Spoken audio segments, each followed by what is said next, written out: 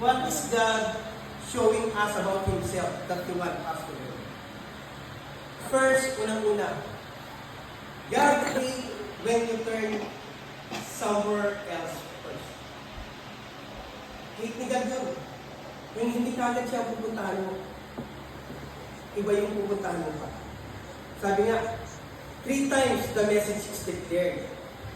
Is it because there is no God in Israel that you are going to inquire of Beelzebub, the God of Ekron? Binanggit yan sa chapter 1, verse 3, verse 6, at verse 16. Kasi ito yung primary message ng chapter. Na si God hate it when you turn somewhere else first. Si God hates it when you do not come to Him first when you need something or want something.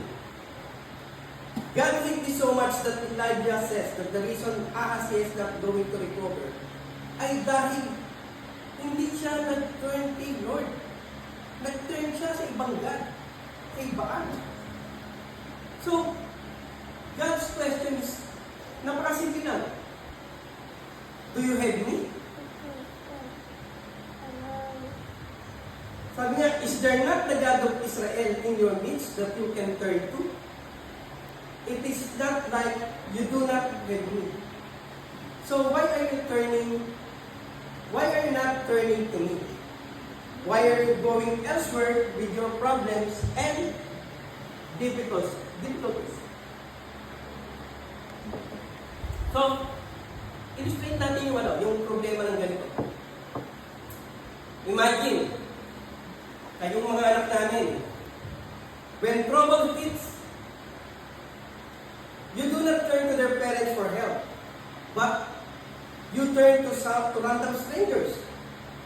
Diba? Na-imagine ba yun na pag may problema kayo, mas nakuun pang nakakaalam ng problema nyo, yung ibang tao, kaysa sa mga magulang nyo. Sabi nga, yung stranger, para tatanungin pa siya, nakausap mo na ba yung mga magulang mo? Eh, sasabihin, hindi pa nila nakausap yung mga magulang. Pero, hindi naman ito yung point. Ang point doon, ano sa tingin mo yung mararamdaman ng magulang? Yung parents. Diba? Very much insulted yung parents. Kasi, yung mga anak nila, hindi sila ang unang kinausap sa problema, kundi ibang tao. Sabi niya, this is what God is saying. God is telling us that